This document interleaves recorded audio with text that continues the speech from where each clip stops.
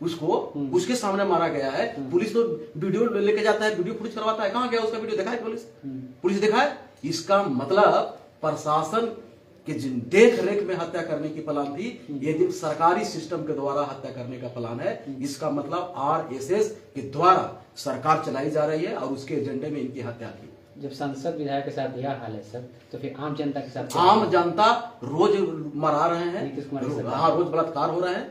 तो ये अब सामने आ गया है कि हमारा जनप्रतिनिधि सुरक्षित नहीं है। जो सर्वोच्च संस्थान में बैठता है, उच्च सदन में बैठता है, वो सुरक्षित नहीं है। तो आम जनता सुरक्षित नहीं है।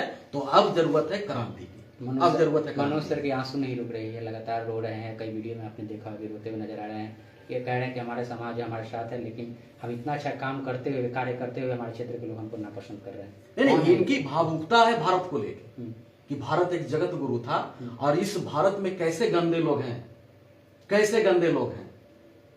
गंदगी सफाई करने के लिए क्या हमें भी गंदगी उठाना पड़ेगा?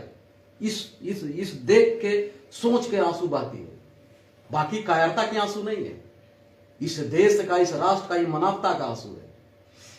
और ये आंसू एक दिन समाज के प्रति सलाब बन के उमड़ेगी कि अभी भी ये जाति पाति धर्म के लोग यहाँ पे बटे हुए हैं और बटे हुए मूर्ख लोग नहीं ना, यहाँ की सरकार बटा हुआ है। अगर मान लिया जाए कि आम आवाम के लोग अगर इस तरह की व्यवस्था में पाए जाते तो हम मान लेते।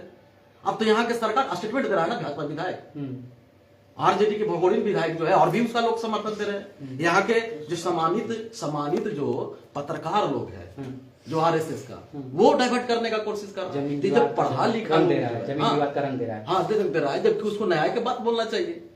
तो इससे आंसू निकलती कि बताओ यार, पढ़ा लिखा लोग, कोई पत्रकार है, कोई आईएएस है, कोई आईपीएस है, कोई सर्वोच्च संस्था बैठे हुए प्रशासनिक विभाग में, और रोज जाति के आधार पर अगर ऐसे करता है तो बताओ हमारा देश कहां पहुंच गया है? हमारा देश कहां पहुंच गया? हमारा देश तो नरक के द्वार पर पहुंच गया है ना। आपके पार्टी, आपकी तरफ से क्या स्टैंड है मनोज सर के लिए? हम न्याय के लिए जो हमारा रवैया है, हम सरकार को घेरेंगे, हम सरकार को घेरेंगे।